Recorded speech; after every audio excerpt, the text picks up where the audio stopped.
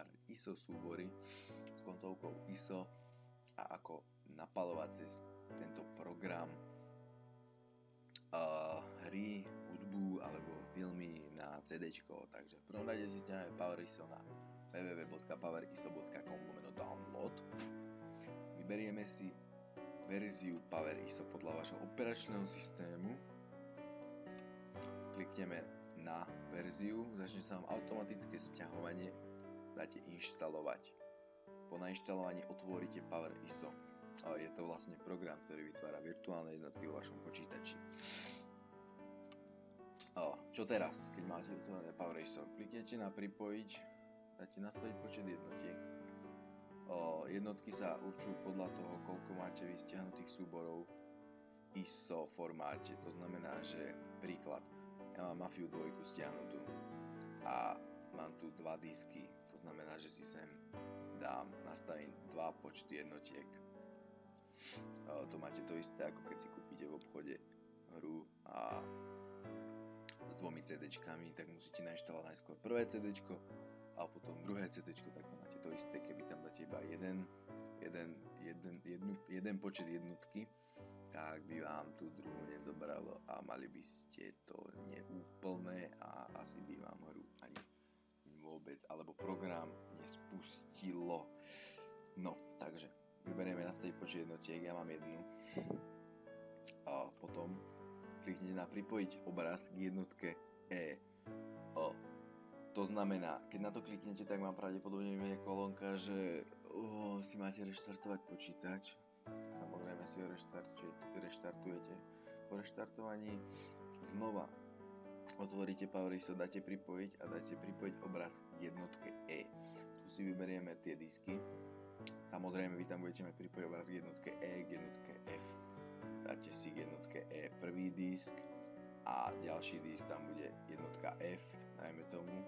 Tak si tam pripojíte ten druhý disk. Tak, čo sa udialo? Vytvorila sa virtuálna jednotka v tomto počítači a je tu. To znamená, že už na ňu len stačí kliknúť dvakrát a začať inštalovať. Tak. Ďalej. Ako napalovať cez program Power ISO na CDčko hry, hudbu alebo filmy. Tak, to je jednoduché, kliknete na napáliť. Tu si vyberiete súbor obrazu. Ja chcem napáliť disk 1.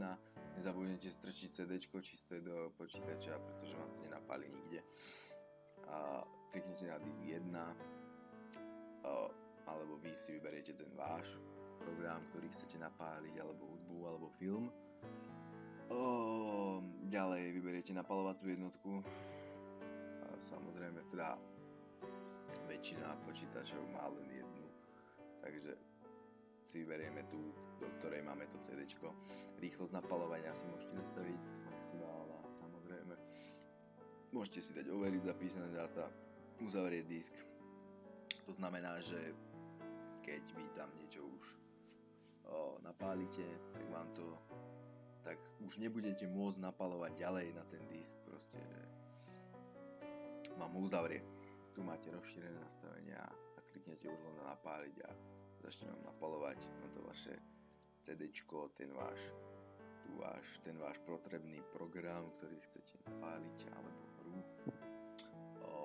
Ďalej, čo som vám chcel ukázať, je ako stiahovať z YouTube videá a hudbu.